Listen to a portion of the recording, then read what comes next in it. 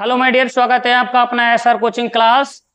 प्यारे दोस्तों, प्यारे मित्रों, ये आज का सेशन टेंस पर आधारित जो हर एग्जाम, हर क्लास, हर कंपटीशन एग्जाम के लिए ये महत्वपूर्ण सेशन है। तो एक बार इसे पूरा जरूर देखें और बिल्कुल बेसिक से आज के इस टेंस में अध्ययन करेंगे। तो आज का क्लास काफी बेनिफिशियल है, तो एक बार इस वीडियो को आप जरूर देखें। प्रेजेंट इंडेफिनिट, सबसे पहले हम जानने का प्रयास करेंगे कि टेंस होता क्या है। टेंस हम किसे कहते हैं? जो हमारे छोटे क्लास के बच्चे हैं उनके लिए बहुत जानना जरूरी है कि टेंस क्या है। टेंस हम कहते हैं जब हम कोई काम को होने का समय प्रदर्शित करने के लिए या व्यक्त करने के लिए, जो हम कोई काम को होने का समय को व्यक्त करने की आवश्यकता होती है, तब हम टेंस का प्रयोग करते हैं या टेंस का प्रयोग किया जाता है। और जब क्रिया को जब क्रिया का एक प्रवर्तित रूप अभिव्यक्त होता है, क्रिया का परिवर्तित रूप अभिव्यक्त होता है, तो हम उसे टेंस कहते हैं। टेंस 3 प्रकार के होते हैं: प्रेजेंट टेंस, पास्ट टेंस और फ्यूचर टेंस। टेंस के जब हम पूर्ण और अपूर्ण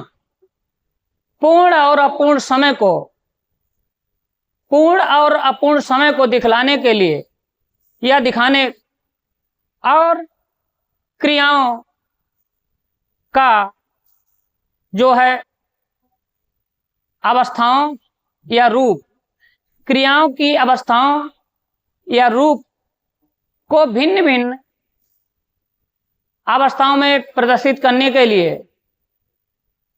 हम प्रत्येक टेंस को 4 भाग में बांटते हैं। सिंपल प्रेजेंट, जैसे मान लीजिए प्रेजेंट टेंस को सिंपल प्रेजेंट और कंटीन्यूअस टेंस, परफेक्ट टेंस और परफेक्ट कंटीन्यूअस टेंस।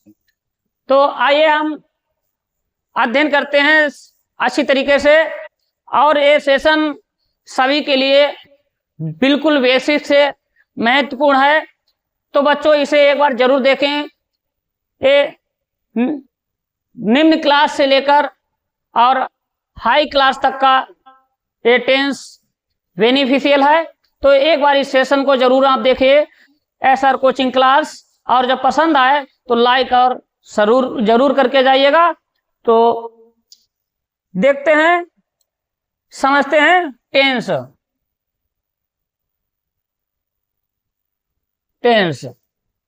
टेंस क्या होता है या टेंस किसे कहते हैं? टेंस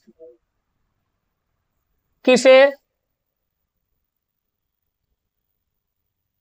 कहते हैं, इस चीज को हम समझेंगे कि टेंस किसे कहते हैं। तो टेंस जब हम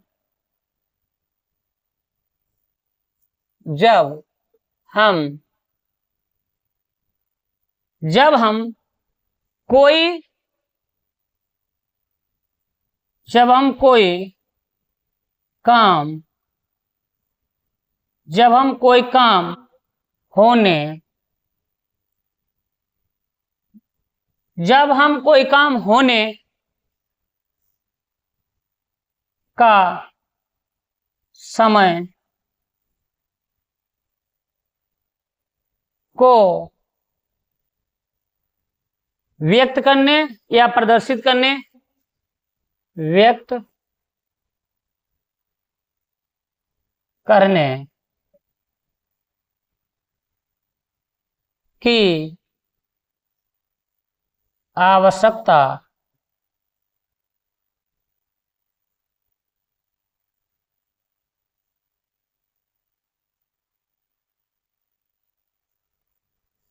जब हम कोई काम होने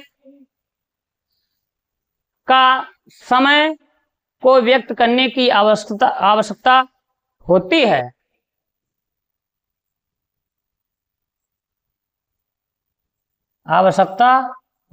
है, तो हाँ, तो टेंस का प्रयोग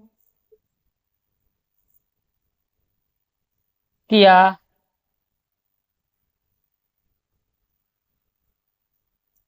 जाता है। जब हम कोई काम, जैसे मान लीजिए भविष्य में या प्रेजेंट टाइम में या प्रेजेंट टाइम में या पास्ट टाइम पर किसी कार्य को या समय को हम प्रदर्शित करते हैं कि कल हमने कार्य किया या कल हमने लेटर लिखा, तो ऐसे लेटर लिखने की अवस्था को, किस समय हमने लेटर लिखा, क्या कार्य किया, तो इन बातों को हम व्यक्त करने के लिए हम किसका प्रयोग करते हैं? टेंस का प्रयोग करते हैं। तो समझिए, जब हम कोई काम होने का समय को व्यक्त करने की आवश्यकता होती है, तो हम टेंस का प्रयोग किया जाता है। और क्रिया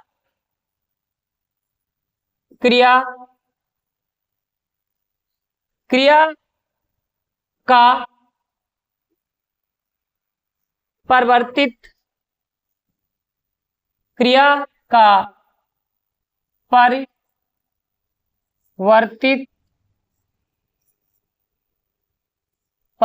रूप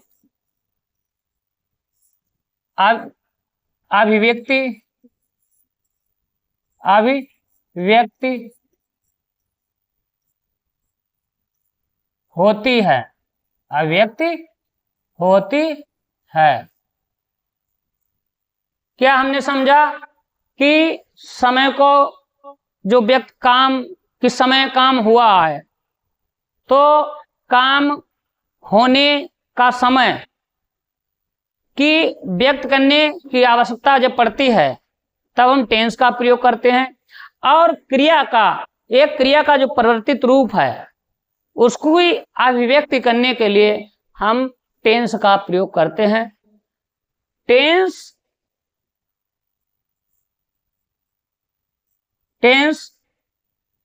तीन प्रकार के होते हैं। टेंस तीन प्रकार के होते हैं। टेंस कितने प्रकार के होते हैं? तीन प्रकार के होते हैं। Number 1 present tense. Number 2 past tense. Number 3 future tense.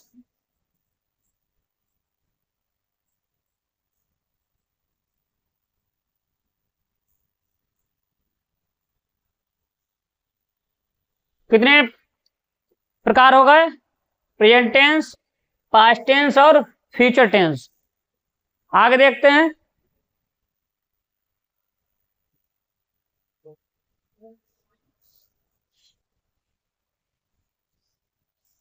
जब हम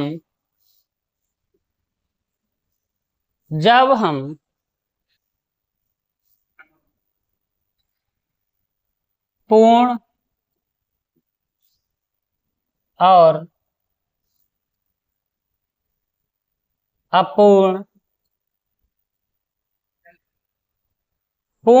अपूर्ण समय पूर्ण और अपूर्ण समय को दिखाने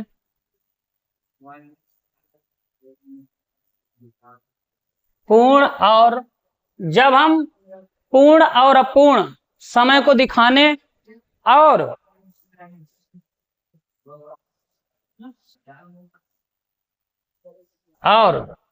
क्रिया के और क्रिया के भिन्न भिन्न भिन्न भिन्न अवस्थाओं, क्रिया के भिन्न भिन्न रूप या अवस्थाओं, रूप या अवस्थाओं या अवस्थाओं अवस्थाओं को व्यक्त करने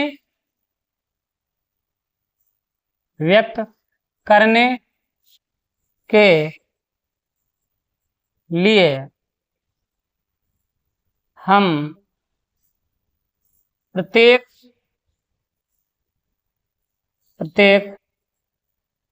टेंस को 4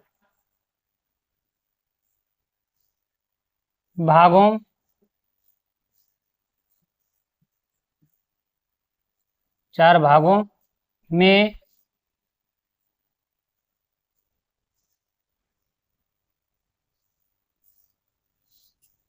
बांटते हैं। क्या हम समझा कि जब हम समय को प्रदर्शित करने कैसा अपूर्ण या अपूर्ण, समय पूर्ण है, कार्य पूर्ण कर लिया गया है। जब समय पूर्ण होता है और अपूर्ण होता है, क्रिया को भिन्न भिन्न रूपों या अवस्थाओं में प्रदर्शित करने के लिए प्रत्येक टेंस को 4 भाग में बांटते हैं। प्रत्येक टेंस को कितने भाग में बांटते हैं? 4 भाग में। जैसा कि हम पहला टेंस देखते हैं, जैसा कि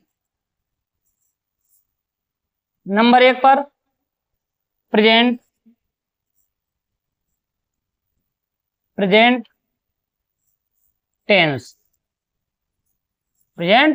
टेंस के 4 भाग। कितने भाग हैं? 4 भाग। प्रेजेंट टेंस के 4 भाग। A option A simple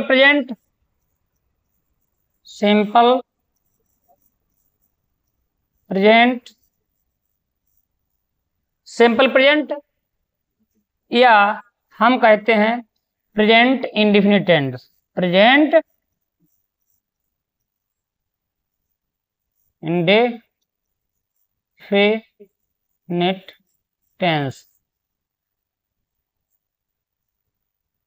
simple present या present indefinite tense. B present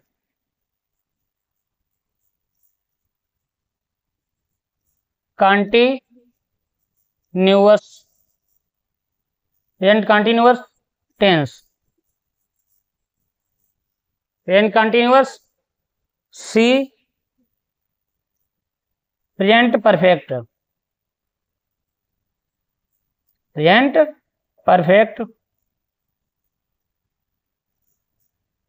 tense. D present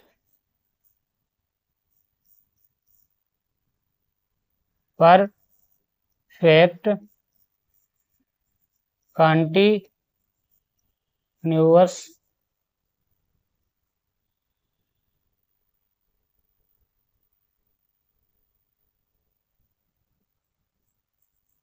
continuous tense. तो प्रेजेंट के कितने भाग हैं? प्रेजेंट टेंस के 4 भाग हैं, सिंपल प्रेजेंट या present indefinite tense, B present continuous tense, C present perfect tense और डी प्रेजेंट कंटीन्यूअस टेंस में। इसमें क्या है कि समय को हर टेंस में अलग अलग प्रकार से प्रदर्शित किया जाता है और कार्य के भिन्न भिन्न अवस्थाओं को प्रदर्शित करने के लिए टेंस को 4 भाग में बांटा गया है। अब हम समझेंगे, हर टेंस को एक एक करके डिटेल में समझने का प्रयास करेंगे। तो आप इस सेशन को पूरा देखिए और आज के सेशन का ये फर्स्ट पार्ट है, इसके 2-3 भाग बनेंगे, तो गहराई से बिल्कुल समझेंगे सिंपल प्रेजेंट टेंस और प्रेजेंट इंडेफिनिट टेंस। तो इसमें क्या है, प्रेजेंट टेंस को हम अब डिटेल से अध्ययन करते हैं। प्रेजेंट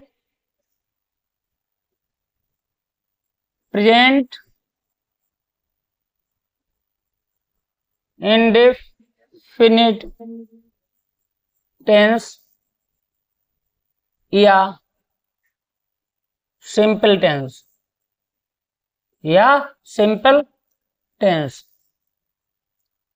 प्रेजेंट इंडेफिनिट टेंस या प्रेजेंट इंडेफिनिट टेंस या सिंपल टेंस। इसमें क्या है, अब हम पहचान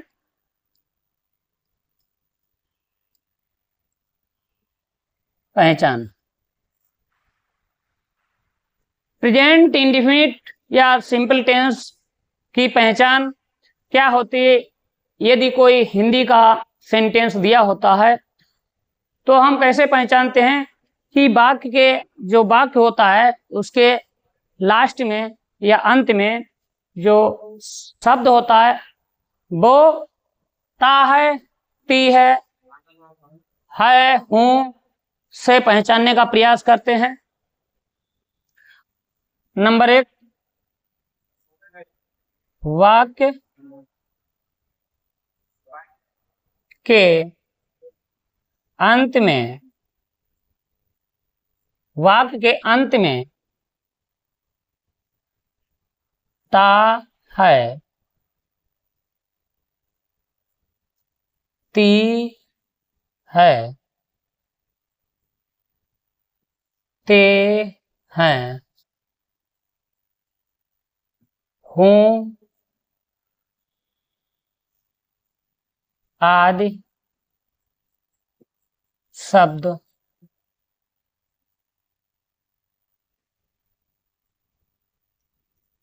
आते हैं, आदि शब्द आते हैं। और नंबर 2, इस टेंस के वाक्यों में आदत का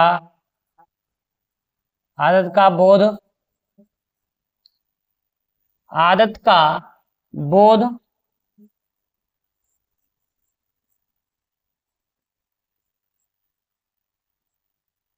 होता है, आदत का बोध होता है और नियमित स्थिति का बोध होता है और नियमित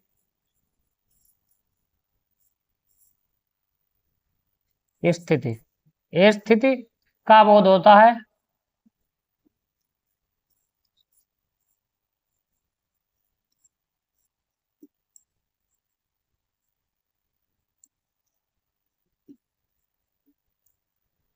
नियमित जो स्थिति होती है उसका बोध होता है, नियमित क्रियाकलाप का बोध होता है।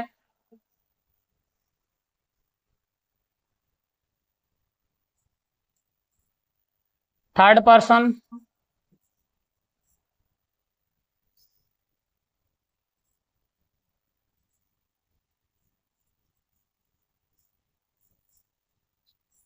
he she it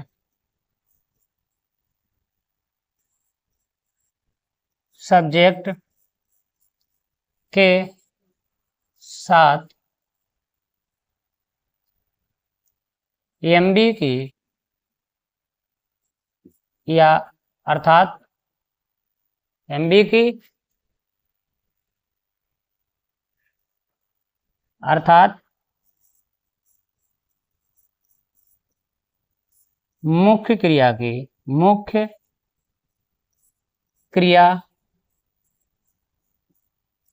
की फिफ्थ फॉर्म यस या यस लगाते हैं। 4 नंबर पर प्लूरल सब्जेक्ट या हम यहां से समझेंगे कि they we you they we you आदि प्लूरल सब्जेक्ट के साथ प्लूरल सब्जेक्ट के साथ एमबी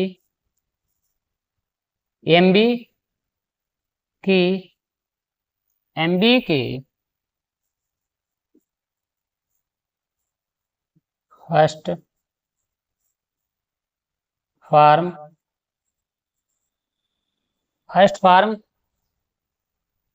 का प्रयोग करते हैं।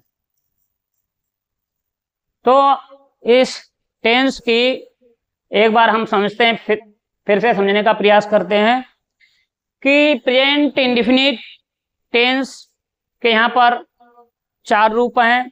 तो उसमें प्रेजेंट इंडेफिनिट का पहले रूप को समझते हैं। प्रेजेंट टेंस के 4 रूप हैं और यहाँ पर हम प्रेजेंट इंडेफिनिट या सिंपल प्रेजेंट का अध्ययन करते हैं कि जब वाक्य अगर हिंदी में सेंटेंस दिया है तो उसके लास्ट में ता है तीहे शब्दों आते हैं। और क्या होता है कि इस टेंस के वाक्य में आदत का बोध होता है, नियमित स्थिति का बोध होता है। Third person he see it subject के साथ यदि ये सब्जेक्ट हैं तो मेन वर्ब की अर्थात मुख्य क्रिया की फिफ्थ फॉर्म एस या एस लगाते हैं। दे वी यू आदि प्लूरल सब्जेक्ट के साथ मेन वर्ब की फर्स्ट फॉर्म का प्रयोग करते हैं। तो ये तो हमने इस पहचान को समझा। आगे देखते हैं कि इसके जो रूल हैं, रूल का हम अध्ययन करेंगे। इसका क्या रूल है, क्या नियम है, क्या स्ट्रक्चर है। तो सबसे पहले हम समझने का प्रयास करेंगे सब्जेक्ट, यहाँ पर सब्जेक्ट और मेन वर्ब और ऑब्जेक्ट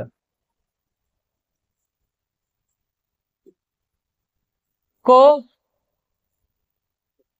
कैसे पहचाने।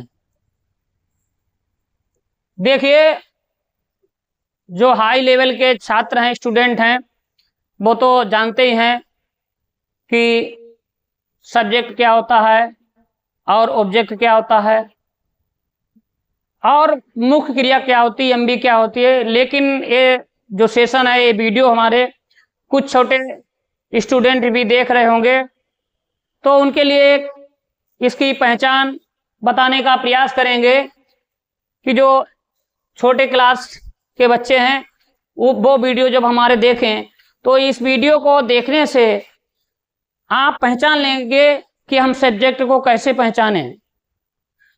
देखिए बच्चों, सब्जेक्ट को पहचानने का एक हम आपको तरीका बताएंगे कि जिसके द्वारा अगर कोई कार्य किया जाता है तो वो हमारा क्या होता है, सब्जेक्ट। क्या होता है, सब्जेक्ट। और जिस कार्य को करने में किसी व्यक्ति, किसी पर्सन, या जस्ट मान लीजिए हम शरीर के कोई भी अंग काम करें तो हम उसे वर्ब कहेंगे। जैसे मान लीजिए हमने कहा कि वह पत्र लिखती है, तो वह के द्वारा ये पत्र लिखा गया है, तो वह के द्वारा पत्र लिखा गया है। जब पत्र लिखेगा तो उसके शरीर के अंग मतलब हाथ काम करेंगे। वह देखता है। जब देखने की क्रिया होगी तो उसके शरीर से कौन देखेगा, आंखें देखेंगी। तो आंख शरीर का एक अंग है, हाथ एक शरीर का अंग है। जैसे मान लीजिए हमने कहा कि किसान खेत जोतता है। जब किसान जोतने का कार्य करेगा तो उसके कार्य शरीर के हाथ काम करेंगे। लड़का साइकिल चलाता है। जब लड़का साइकिल चलाएगा तो उसके शरीर काम करेंगे। इस तरीके से बच्चों समझने का प्रयास करिए कि यदि किसी व्यक्ति या पर्सन के द्वारा कोई कार्य किया जाता है और उस कार्य को करने में हमारा शरीर के अंग कार्य करें तो उसे पहचान लेना कि ये हमारी वर्ब है। जैसे हम यहाँ पर लिखते हैं कि राधा पत्र लिखती है। राधा पत्र लिखती है। ये साधारण बिल्कुल सिंपल वाक्य है और प्रेजेंट इंडेफिनिट टेंस अर्थात सिंपल प्रेजेंट टेंस का वाक्य है। यहाँ पर राधा के द्वारा पत्र लिखा गया तो राधा हमारा सब्जेक्ट हुआ। और किसको लिखा, पत्र लिखा। क्या लिखा, पत्र। अगर हम क्या से जो जवाब मिले, एक ऑब्जेक्ट को पहचानने का तरीका है, यदि क्या से जवाब मिले तो हमारा क्या होगा, ऑब्जेक्ट। जैसे यहाँ से क्या से जवाब मिल रहा है कि राधा क्या लिखती है, राधा क्या लिखती है, तो क्या लिखती है, पत्र लिखती है। तो जवाब में हमें मिला पत्र लिखती, तो वो हमारा क्या हो गया, ऑब्जेक्ट। अब यहाँ पर सबसे पहले हम जो मेन वर्ब है उसे समझते हैं कि राधा ने पत्र लिखा। राधा ने पत्र लिखा तो राधा क्या हमारा हो गया, सब्जेक्ट। राधा हो गया, ये क्या होगा, सब्जेक्ट। जिस यहां पर लिखते हैं जिस के द्वारा कोई कार्य किया जाए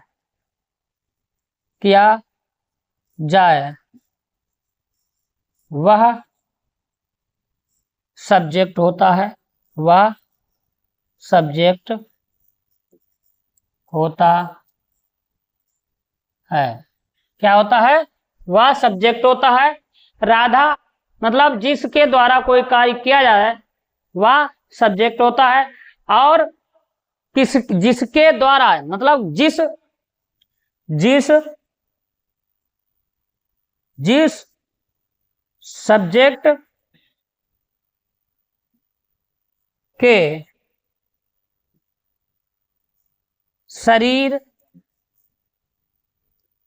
सब्जेक्ट के शरीर के अंग कार्य करें वह हमारा होगा वर्ब। वह होगी वर्ब अर्थात क्रिया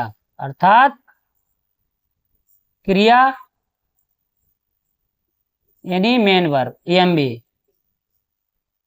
सब्जेक्ट जो है क्या है, सब्जेक्ट जिस सब्जेक्ट के शरीर के अंग कार्य करें, जैसे मान लीजिए राधा पत्र लिखती है, राधा के हाथों के द्वारा पत्र लिखा गया। जब पत्र लिखने की जो क्रिया है, लिखने की क्रिया, तो क्या हुई हमारी मेन वर्ब हो गई। और आगे समझते हैं कि जिस कर्ता के द्वारा जिस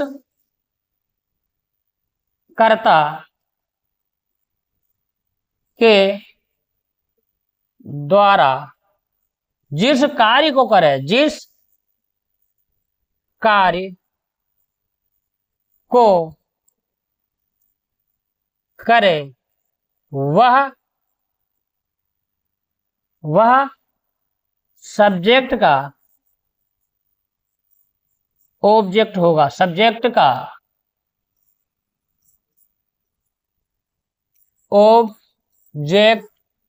ऑब्जेक्ट होगा। या हम समझ लें कि सब्जेक्ट से, या हम समझ लें कि सब्जेक्ट से क्या से जवाब मिले, क्या से जो जवाब मिले वह ऑब्जेक्ट होता है। जैसे मान लीजिए, जैसे राधा पत्र लिखती है, अब राधा से जो जवाब मिले, राधा क्या करती है, तो क्या लिखा, पत्र लिखती है। तो यहाँ पर पत्र क्या हो गया, ऑब्जेक्ट। राधा पत्र लिखती है, तो क्या राधा क्या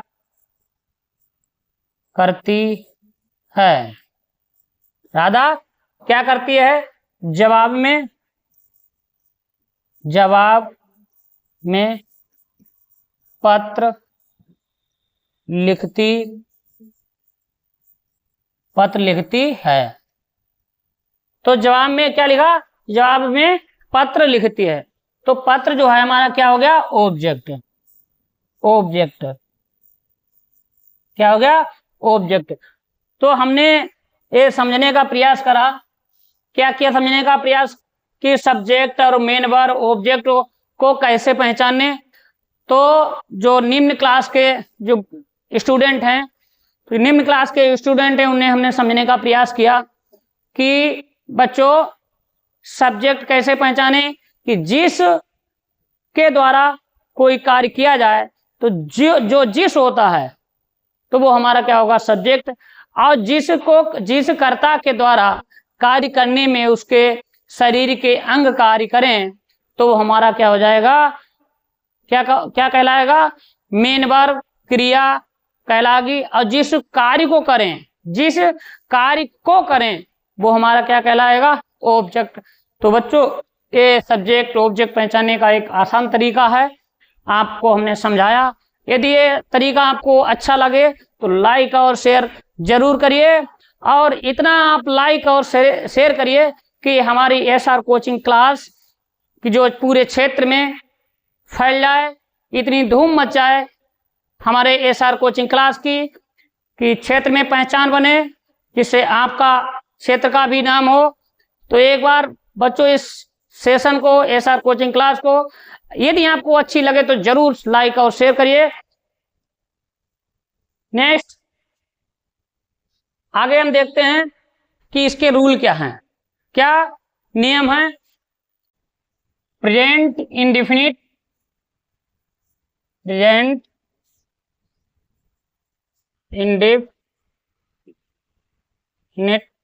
टेंस और अथवा सिंपल प्रेजेंट टेंस के नियम। क्या देखते हैं? नियम। प्रेजेंट इंडेफिनिट और सिंपल प्रेजेंट टेंस के जो नियम होते हैं अनुवाद करने के लिए,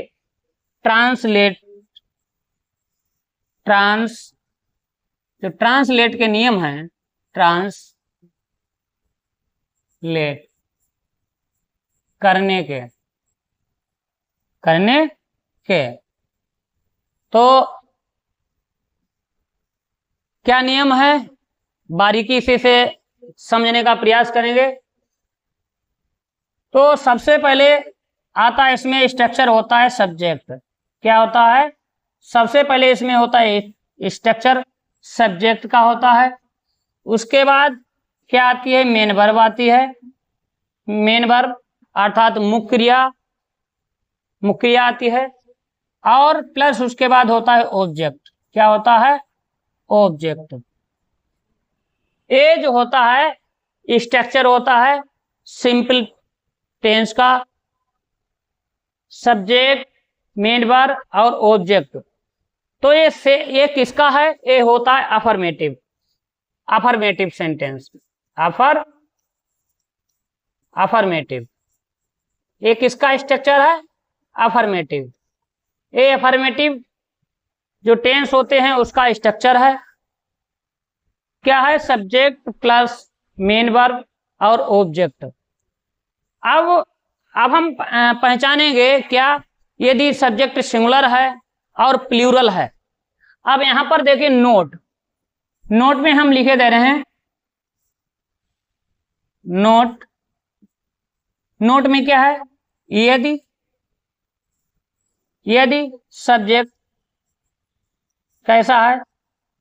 सिंगुलर है। सब्जेक्ट कैसा है? सिंगुलर है। तब मेन वर्ब में एस या ईएस लगाते हैं।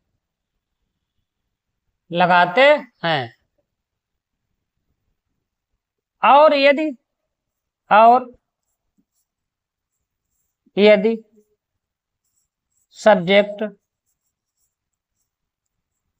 सब्जेक्ट प्लूरल है। कैसा है? प्लूरल है। यदि सब्जेक्ट कैसा है? प्लूरल है। तब हम मेन वर्ब की फर्स्ट फॉर्म का प्रयोग करते हैं। जैसे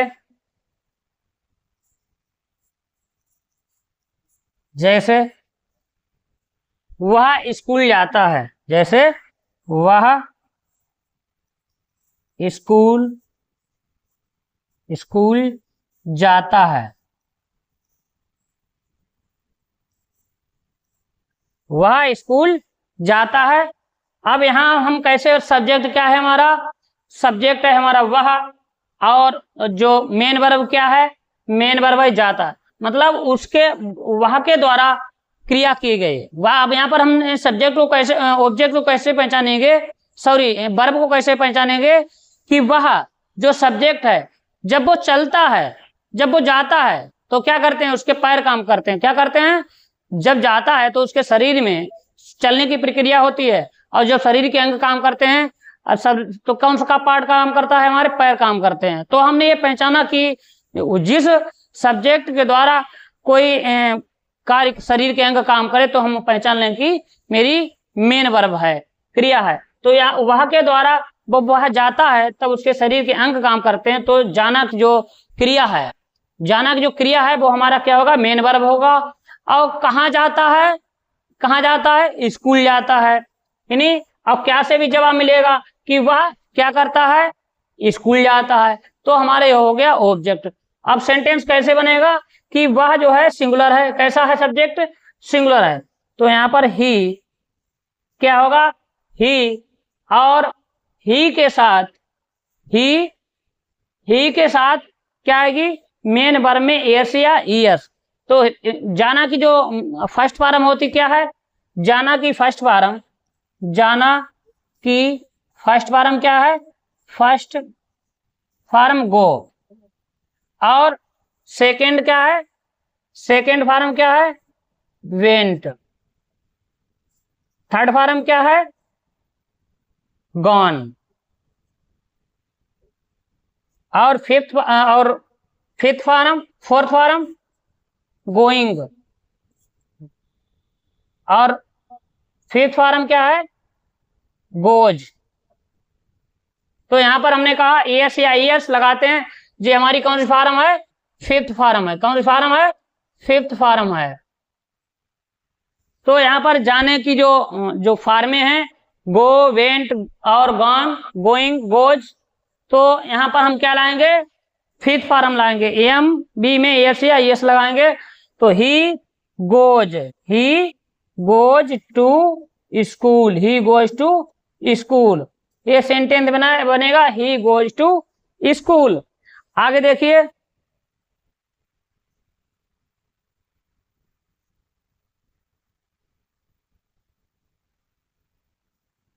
देखिए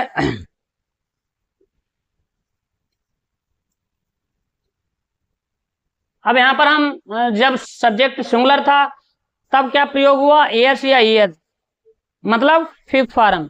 अब जब सब्जेक्ट हम प्लूरल यहां पर बनाते हैं कि हम स्कूल जाते हैं, हम स्कूल जाते हैं, तो ये हमारा सब्जेक्ट हो गया कैसा, प्लूरल हो गया। कैसा हो गया सब्जेक्ट, प्लूरल सब्जेक्ट हो गया।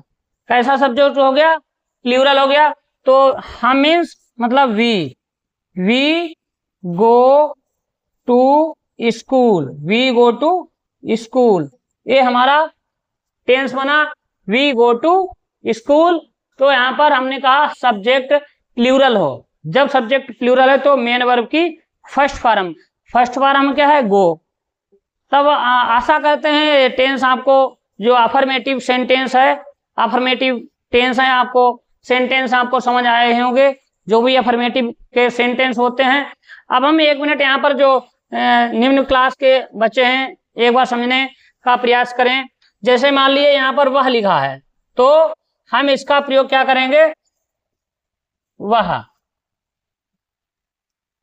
वह लिखा है, तब हम इसका प्रयोग करेंगे ही। यदि यहाँ पर और ही कब करेंगे, जब लड़का या व्यक्ति की बात हो। जब लड़के की बात हो, जैसे वह, ही आएगा। लड़का या किसी व्यक्ति की बात हो, तब हम किसका प्रयोग करेंगे, ही। और यहीं पर हम वह, सी। जब किसी लड़की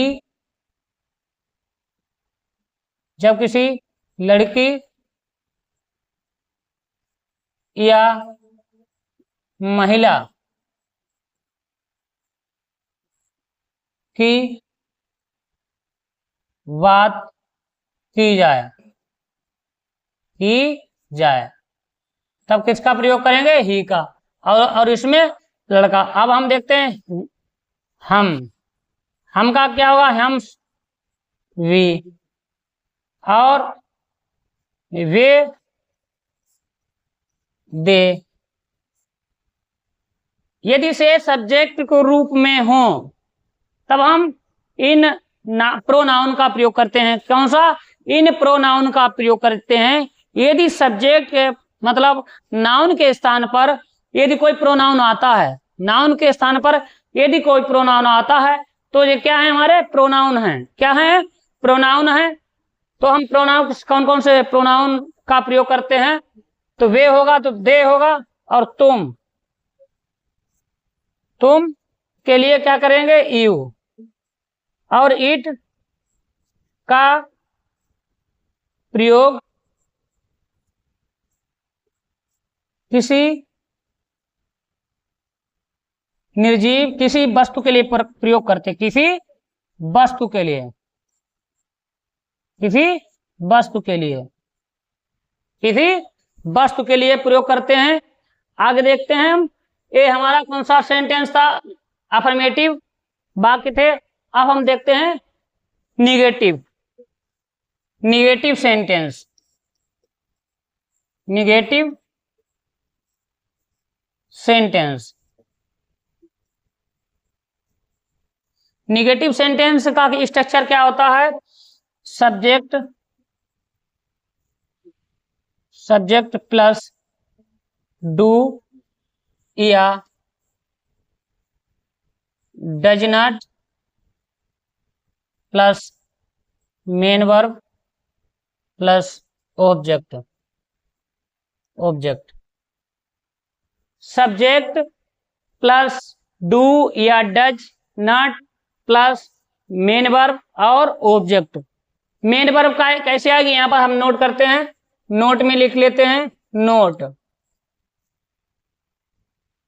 या मेन वर्ब की फिफ्थ फॉर्म। देखिए, यदि यदि सब्जेक्ट सिंगुलर है, कैसा है, सिंगुलर है, यदि सब्जेक्ट कैसा है, सिंगुलर है, तब हम क्या प्रयोग करेंगे, डज नॉट, क्या करेंगे, डज नॉट, डज नॉट का प्रयोग करेंगे। और यदि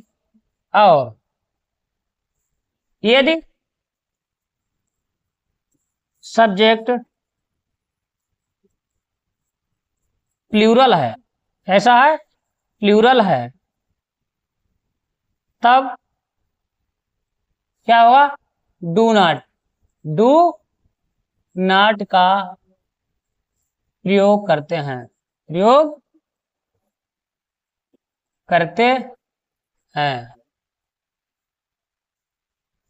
और क्रिया अर्थात एमबी की फर्स्ट फॉर्म का प्रयोग करते हैं, फर्स्ट फॉर्म का प्रयोग करते हैं। अब यहां पर एक उदाहरण देखते हैं, जैसे राधा पत्र नहीं लिखती है। यहां पर हम एक ही वाक्य से समझने का प्रयास करेंगे, राधा पत्र नहीं लिखती है, एक कौन सा हमारा टेंस है, निगेटिव सेंटेंस, एक ऐसा सेंटेंस है, निगेटिव सेंटेंस है। तब इसका स्ट्रक्चर क्या है, सब्जेक्ट के बाद डू या does not plus main verb की फर्स्ट फॉर्म प्लस ऑब्जेक्ट। अब यहाँ पर राधा क्या है, सिंगुलर है, तो Radha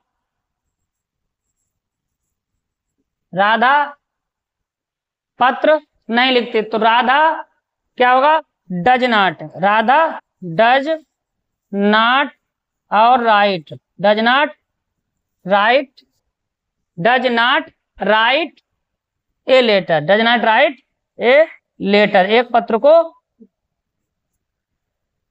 Radha does not write a letter. अब हम यहां पर लिखेंगे कि वे पत्र नहीं लिखते हैं, वे पत्र नहीं लिखते हैं। अब ये सिंगुलर सब्जेक्ट था, अब ये दे क्या है, प्लूरल सब्जेक्ट है, तो दे मीन्स दे क्या आएगा, they do not write a letter, they do not write a letter. आगे देखते हैं ये कौन सा निगेटिव सेंटेंस हो गया। अब हम देखते हैं इंट्रोगेटिव सेंटेंस को। इंट्रोगेटिव सेंटेंस,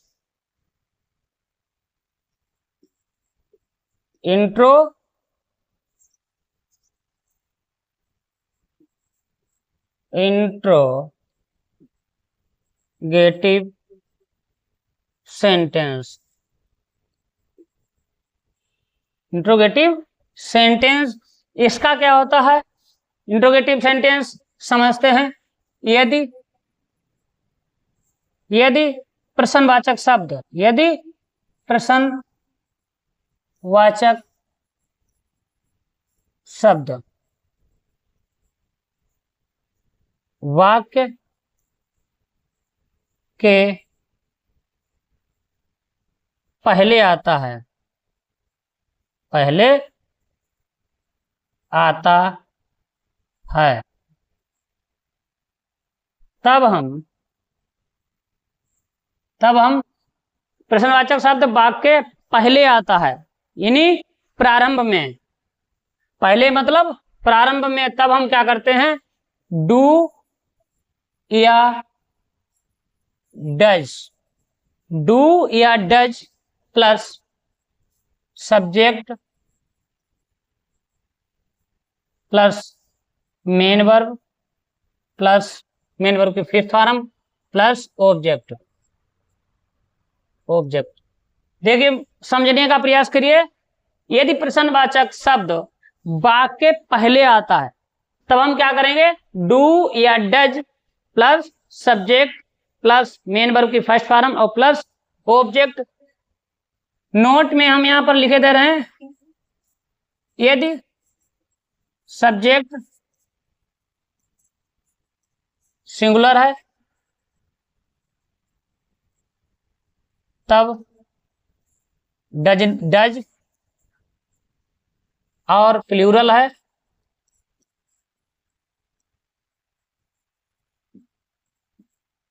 तब डू। बिल्कुल बेसिक से आपको हायर लेवल तक इस टेंस का अध्ययन करेंगे, जिससे निम्न क्लास के छात्र जो हैं, स्टूडेंट हैं, हमारा ये सेशन देखकर समझ जाएं और इस तरीके से समझेंगे, कभी भूलेंगे नहीं। तो सेशन को जरूर लाइक और शेयर करिए।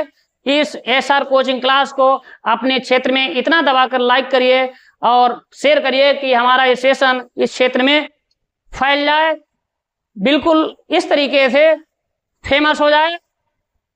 तो आप इतना लाइक और शेयर करिए यदि आपको ये सेशन अच्छा लगे तब। अब हम देखते हैं,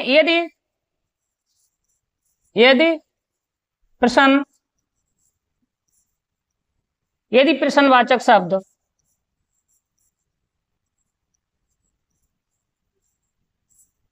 वाक्य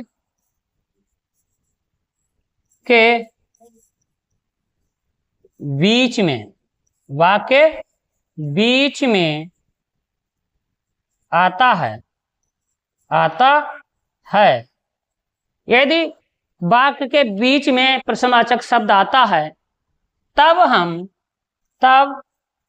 हम प्रश्नवाचक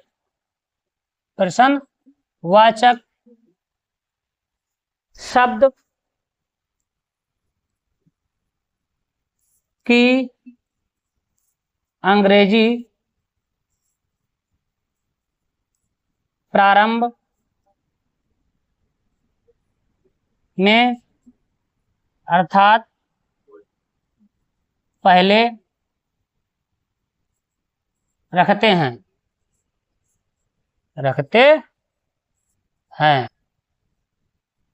रखते हैं, उसके बाद रखते हैं। देखिए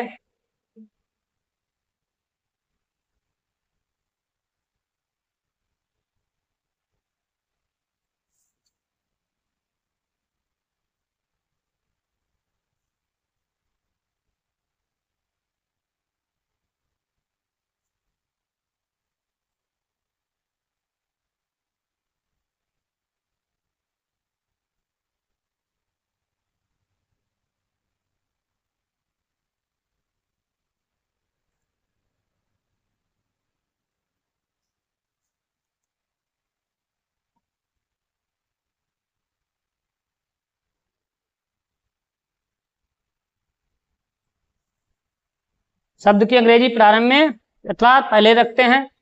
देखिए, प्रश्नवाचक शब्द प्लस डू या does plus subject plus main verb. Do या does plus subject plus main verb plus object. जैसे हमने कहा क्या राधा पत्र लिखती है। क्या राधा पत्र लिखती है। तो क्या ये पहले दिया है, तब हम ये क्या करेंगे, इसकी अंग्रेजी नहीं लगाएंगे और डू या डज से शुरुआत कर देंगे। और जब सिंगुलर है तो हम क्या करें, डज का प्रयोग करेंगे। Does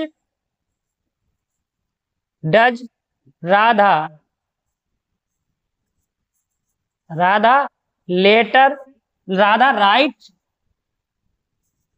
right letter. तब हम हमने समझा कि यदि प्रश्नवाचक शब्द पहले आता है तब हम उसकी अंग्रेजी नहीं लगाते हैं डू या डज से। मतलब यदि सिंगुलर है तब हम डज से प्रारंभ करते हैं और यदि प्लूरल है तब हम डू से प्रारंभ करते हैं। तो इस स्ट्रक्चर को हमने समझा। ये कौन सा हमारा इंट्रोगेटिव सेंटेंस। अब हम लास्ट जो रह गया है इंट्रोगेटिव निगेटिव। इसमें कुछ नहीं है, समझने का बहुत आसान है। इंट्रोगेटिव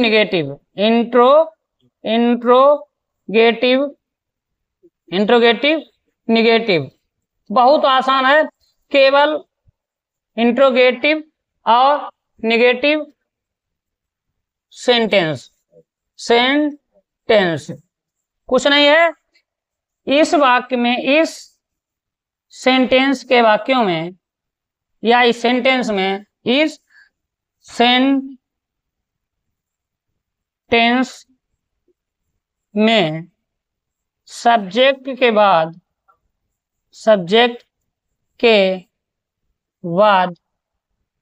नॉट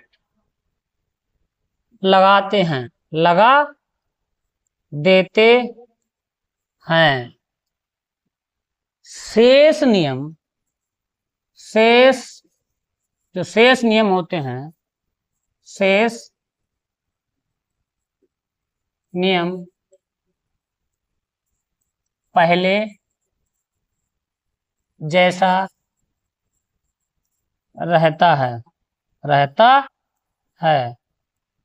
जैसे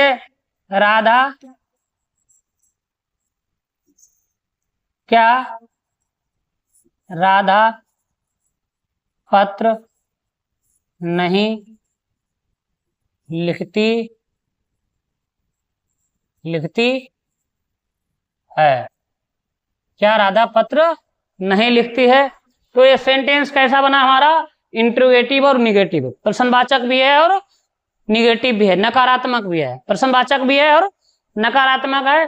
तो इस टेंस को बनाने के लिए हम क्या करेंगे, जो रूल है, स्ट्रक्चर है, पहले जैसा रहेगा। केवल सब्जेक्ट के बाद हम नॉट लगा देंगे। देखिए यहाँ पर क्या पहले दिया है, तो हम क्या वर्ड की अंग्रेजी नहीं लगाएंगे, डू या डज से प्रारंभ करेंगे। यहाँ पर सब्जेक्ट है सिंगुलर, तब हम लगाएंगे डज। क्या लगाएंगे, डज। और डज के बाद क्या है, डज के बाद हम क्या लाते हैं, सब्जेक्ट। तो does Radha not write letter प्रश्नवाचक चिन्ह। तो आशा करते हैं आपको ये सेंटेंस बहुत अच्छी तरीके से समझ में आए होंगे। ये हमने बिल्कुल माइक्रो मतलब सूक्ष्म तरीके से आपको ये प्रेजेंट टेंस को डिटेल में आपको अध्ययन किया। तो आपको ये सेशन अच्छा लगे तो लाइक और सेशन करिएगा। इतना दबा के करिए कि हमारा एसआर कोचिंग क्लास बिल्कुल क्षेत्र में फैल जाए। तो मिलते हैं नेक्स्ट पार्ट में और अगले सेशन में। तब तक के लिए जय हिंद, जय भारत।